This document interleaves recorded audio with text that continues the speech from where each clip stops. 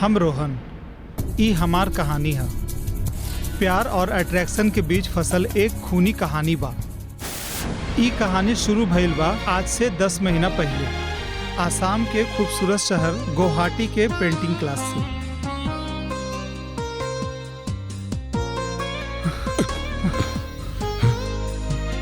ई बा हमार कैंटीन के चाय वाला। जितना खराब एकर चाय होला ओकरा से ज्यादा कहीं एकर नीयत खराब बा। हमनी के रूमा मिस पे रूमा मैम के क्लास शुरू होखे वाला बा ना। अरे ये क्लास बा जहाँ पे अटेंडेंस फुल रहेला।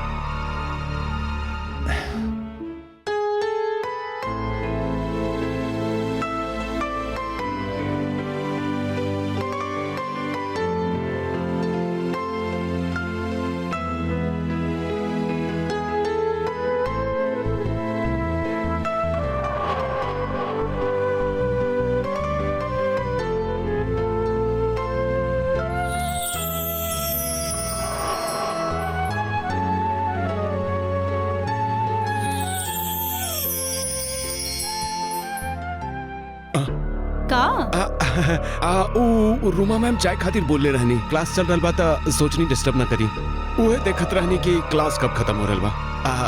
चलत तानी।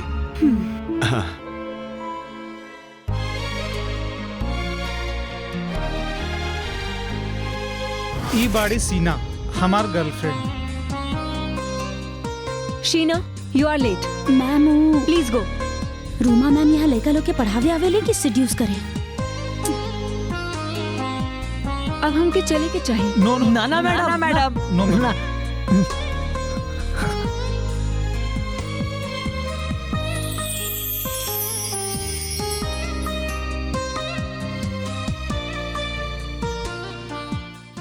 शीना, का भइल? ई मैम समझेली का अपने आपके? पेंटिंग सिखावेले कि सेड्यूस करेले लड़का लोग के? संभलिया। हाँ, तोहर बॉयफ्रेंड रोहन भी वही में से एक बा। कहीं फंस ना जाए उनकर चंगुल में।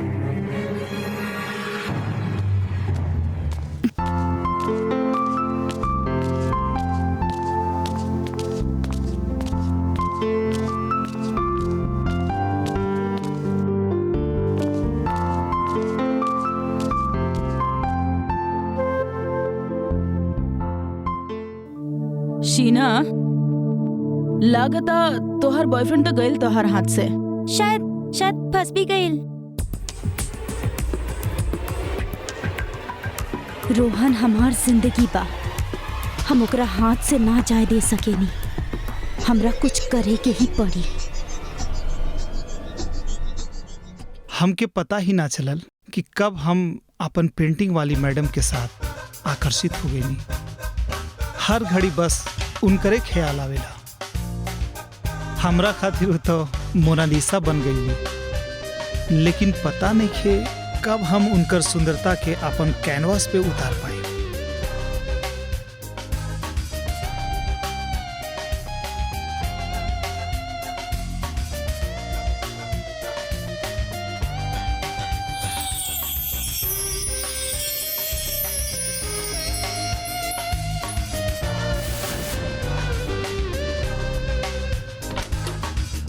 रोहन, जरा बाहर आवा।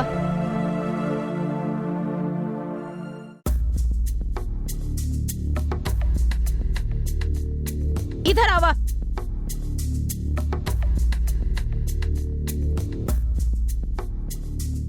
कहा ई?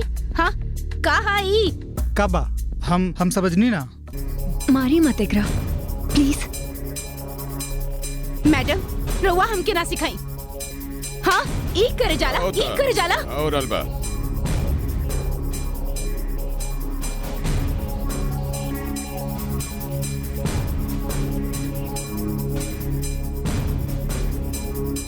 देखी का लिखले बा एकरा में। राउर बेटा आई लव यू मिस। ई करे जाला ई कॉलेज में।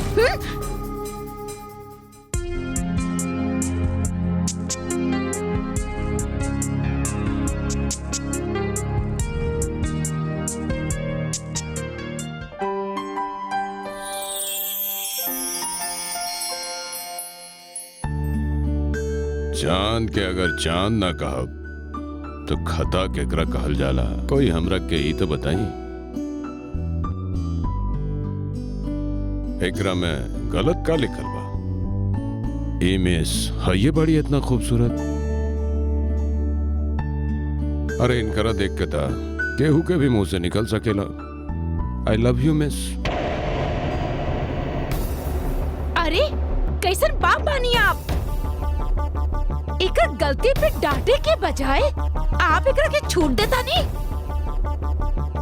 रोहन अब बड़ हो गई बा सुमित्रा, और ये एगो पेंटिंग है सुमित्रा। ओकर के डांटे के बजाय ओकर टैलेंट के सराहल करा। क्या है miss, are you not proud of your student? जी हम चलता नहीं। बेटा beautiful.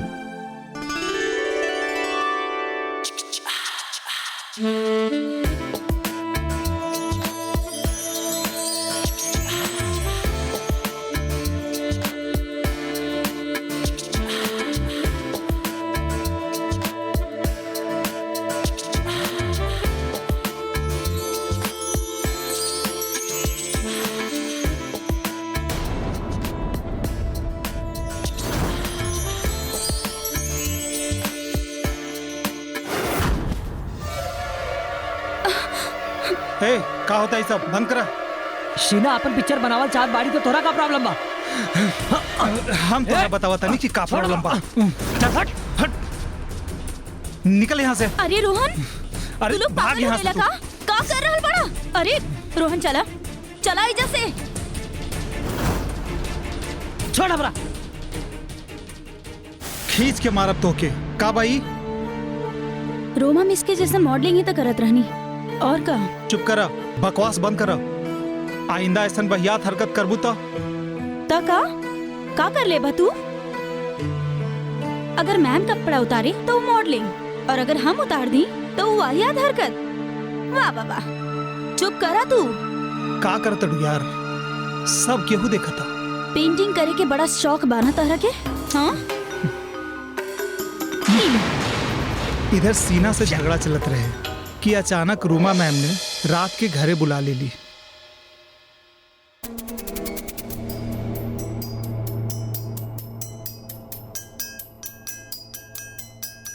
Good evening ma'am.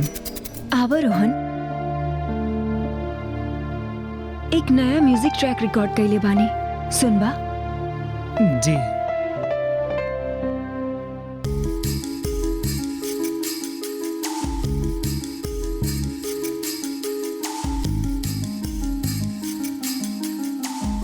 Romantic है ना? मैडम एक्चुअली रौकी के मैसेज आए रहे कि आपके पेंटिंग बनवावे के बा, सो एजा हम आयल बानी।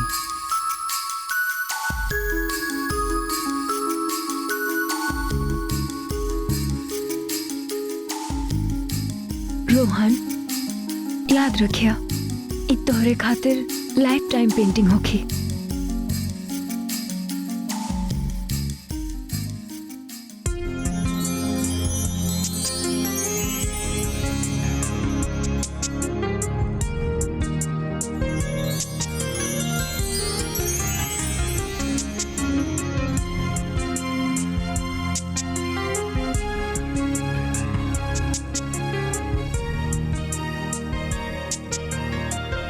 नजर अगर झुका लेबा तो हमार खूबसूरती के कैनवस पे कैसे उतारबा रोहन?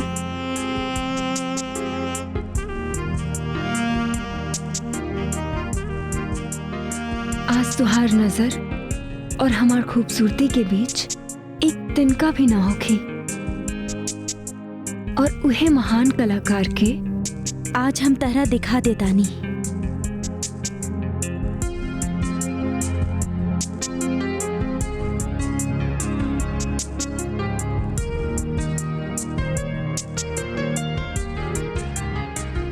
पोज ठीक बा? जी मिस।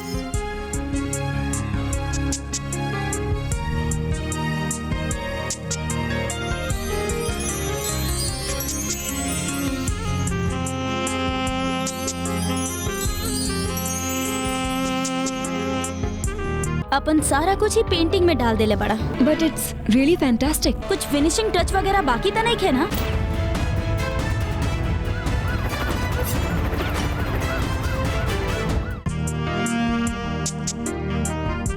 मिस हो गई पूरा।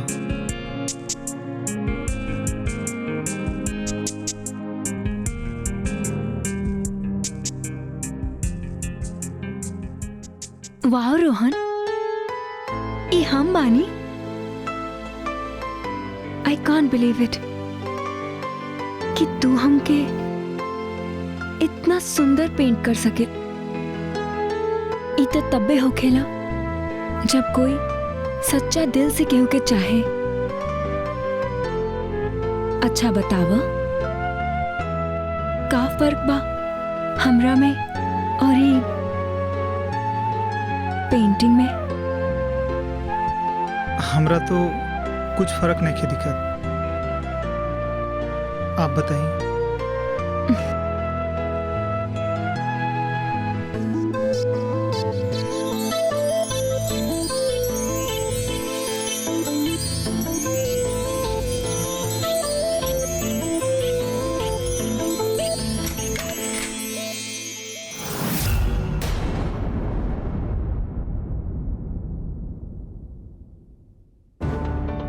हे शीना, आवा ना। सीना मैम के देखा हम रोहन कितना अच्छा पेंटिंग बनैले बा। हम ही बुलैले रहनी एकरा। अच्छा देखी तो।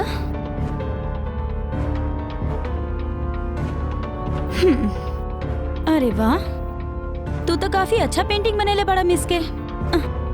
लागेला अपन सारा कुछ ही पेंटिंग में डाल देले बड़ा, है ना?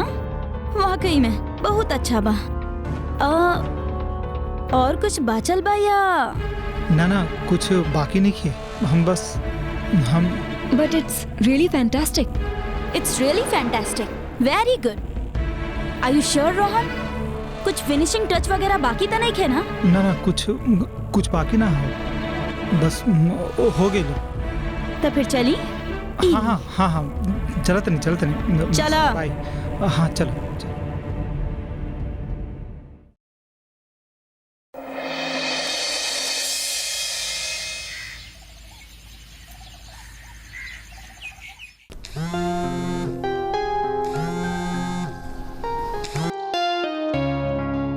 हेलो।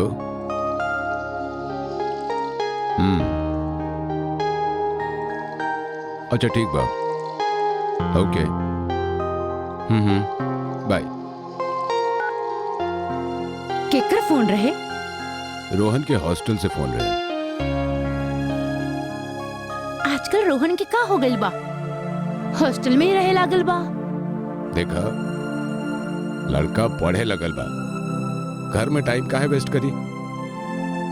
और घर आके मोबाइल पर खेलते तो रही, वहाँ हॉस्टल में कम से कम पढ़ाई पर ध्यान तो दे रहल बा।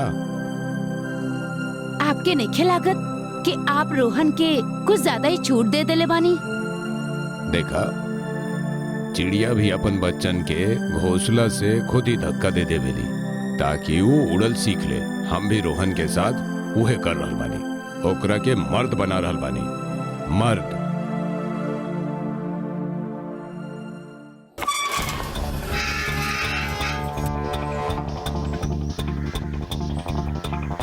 कुछ दिनों बाद सीना के कहे पर रूमा मिस के पेंटिंग बनावे की खातिर एक दिन अपना दोस्त के घर पर लेके गई। लेकिन सीना के दिमाग में कुछ और चलत रहे, और सीना के दिमाग में का चलत रहे ई हमर समझ से बाहर रहे। अरे आवा ना, रुक काहे गेलू?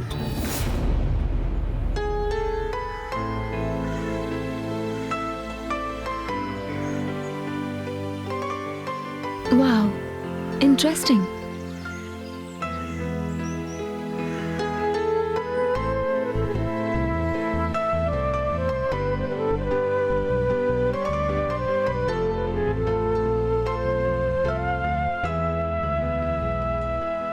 Wow, beautiful. केकर घर है? मैडम ये हमार दोस्त के घर बा मैडम।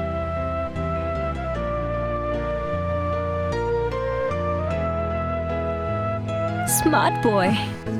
मैडम आपकी इजाजत हुई तो हम पेंटिंग बना सके ना आपकी।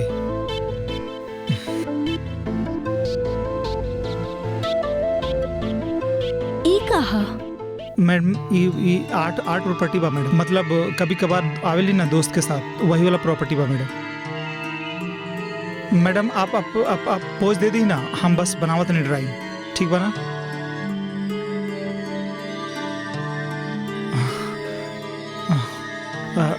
हाँ मैम हम कुछ अलग करता नहीं, कुछ डिफरेंट, जैसे टाइटल बा कैद में है बुलबुल। कैद कर ल। मैम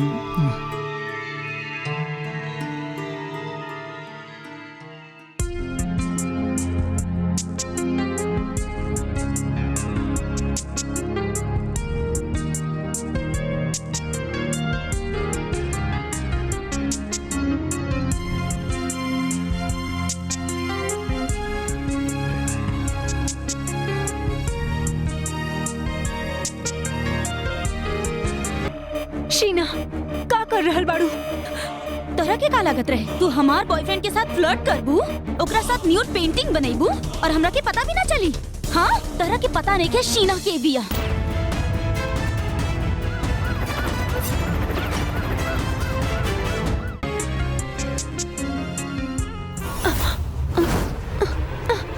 के हा?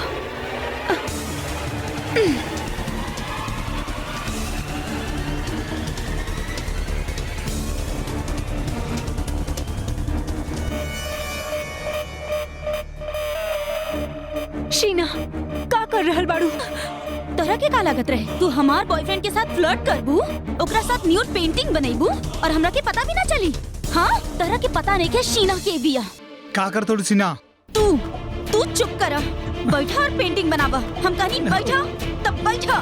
रोहन का हो रहा है सब? तू चुप कर, पेंटिंग बनावा तू, अभी बनावा, इक्कर पेंटिंग बनावा तू। शीना इक्कर तो बहुत ज्यादा बोले नी, अभी तो हर चर्बी उतारा था नहीं। शीना चर्बी हो गई ना तोरा के?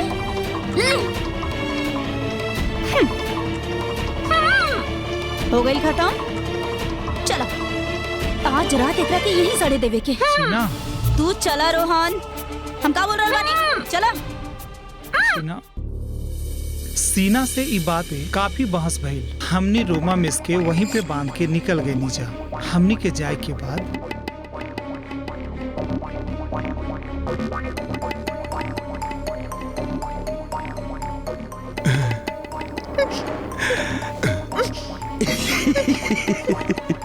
बहुते जोर बाड़ू मैडम, माँ कसम बहुते जोर। अरे हम भी मन ही मन आपके बहुते तस्वीर बनेले बानी, सच में।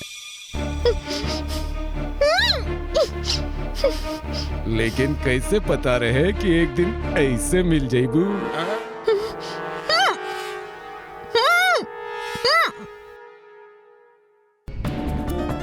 खोल रहल बानी ना, खोला तानी, खोल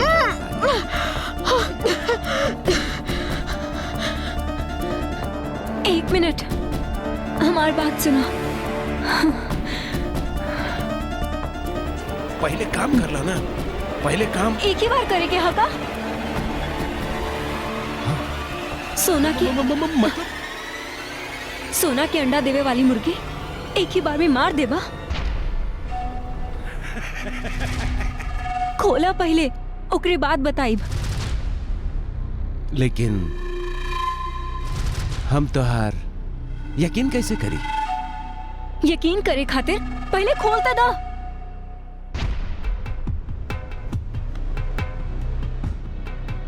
खोला। ठीक बा, खोल रहल बानी ना, खोल रहल।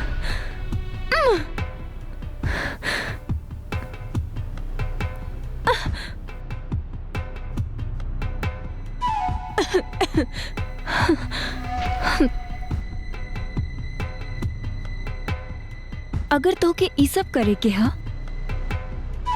तो ओइसन करे के होखी जैसन हम कहेनी। हमरा के मंजूर बा। अभी ना, पहले हमार काम कर।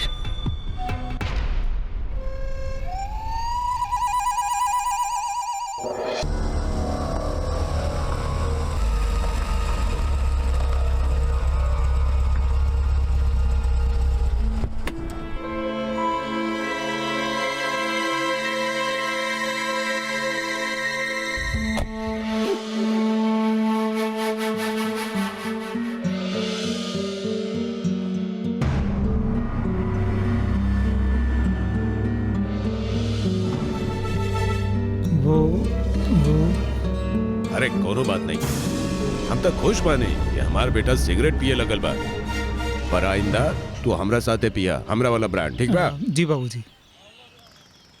अच्छा ही बतावा, तहार तालीम कैसन चल रहा बा? बाबूजी तालीम? मतलब तुहार वो टीचर अब तक तोहरा के कुछ बतेले ही ना बाड़े? अरे यार, हम ओकरा के बहुत ज्यादा फीस दे रहल बानी तोहरा के दुनियादारी सिखावे खातिर, तोहरा के मर्द बनावे खातिर। हम समझनी ना पापा। अरे हम ओकरा से एगो डील कैले बानी यार।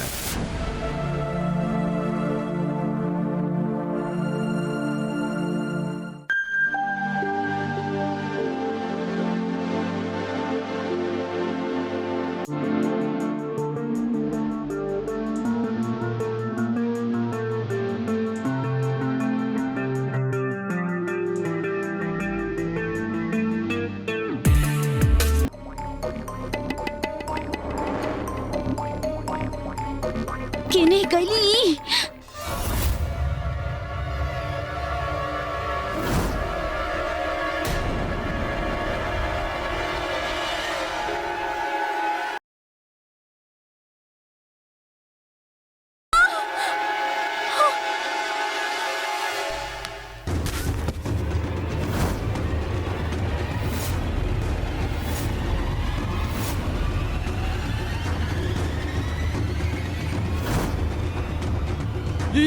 का कर देलू एकरा के?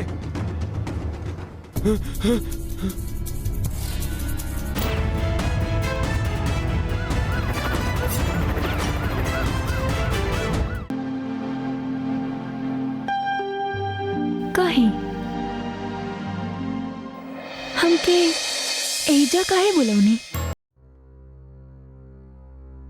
वो दिन हम मिसेज के सामने आपसे कुछ ज्यादा ठीक से बात ना कर पाएगी, वो जरा पुराना ख्यालात के बारे, पर हम अपन बेटा के बहुत अच्छा तरह से जानेंगे।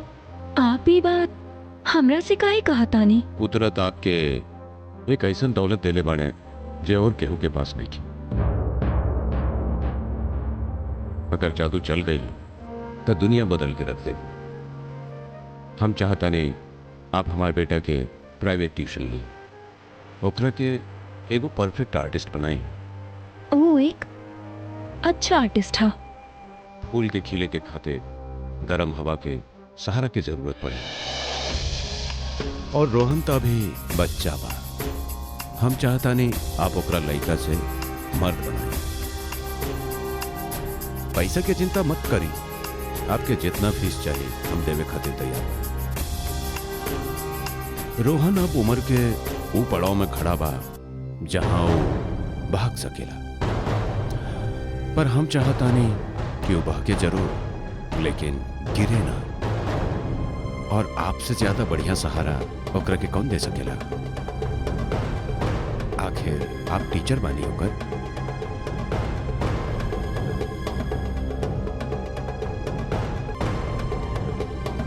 आज ही से क्लास शुरू कर दी आप।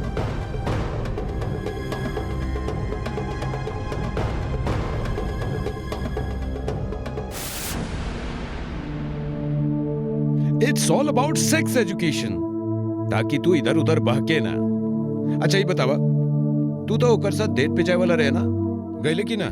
हाँ पापा, वो डेट से याद आई रहे, हम उनके पास जाते रहे पापा। अच्छा ठीक है, जा। और सुन, अभी जो हम तोहरा के बताई नहीं ओकरा के भूलिए ना, ठीक बा? जी पापा। जा। बाय पापा। बाय।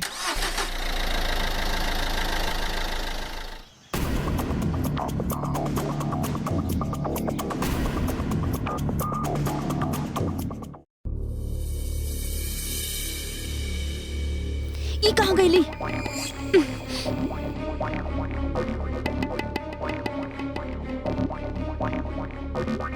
केने गईली ई?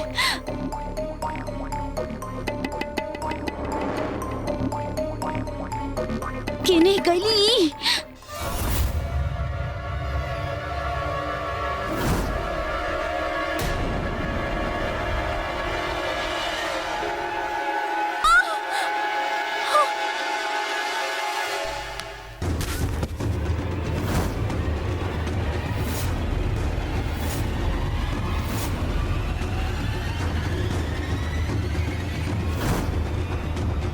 ई का कर देलू एकरा के?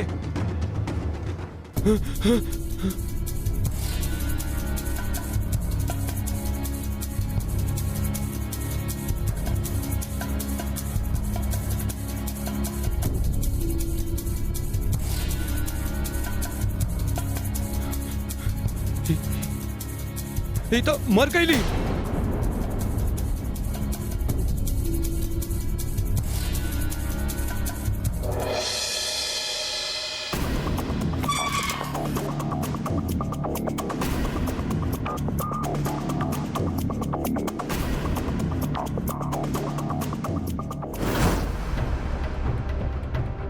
हमरा आवते देख के रूमा मिस और चाय वाला छुप गई। हमार सीना के डेड बॉडी के साथ वीडियो बना लेलस और वही वीडियो हमरा बाबूजी के भेज के पैसा के डिमांड कैलस और हमरा के उ बॉडी ठिकाने लगावे खातिर मजबूर कैलस।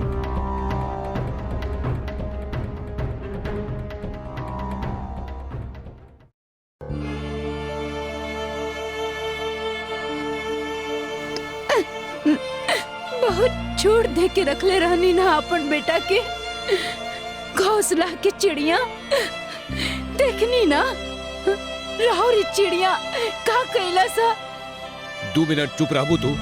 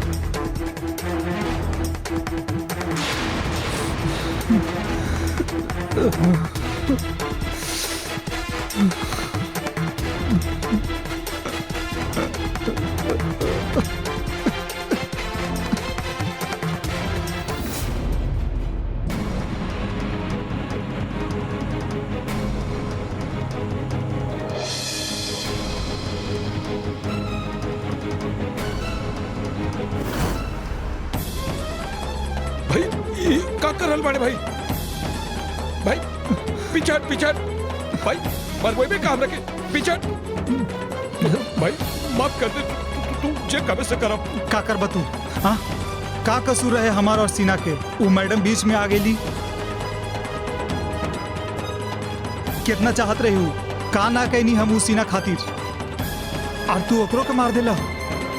और वो मैडम कहत रही कि हम तोहरो के मार दी। हम क्रिमिनल नहीं खी, हमरा क्रिमिनल नहीं खे बने के। मार दा हमरो के भी, लेकिन हम तोहरा के ना मार सकी।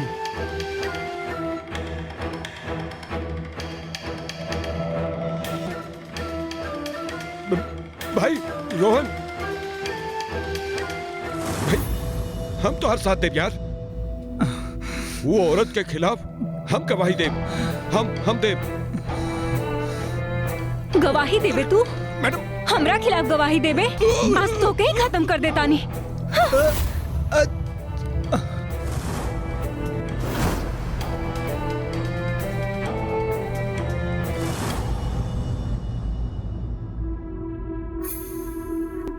स्मार्ट बना ताड़े, हमरे साथ तू स्मार्ट बना ताड़े। आज तू गईले। रुक जाए।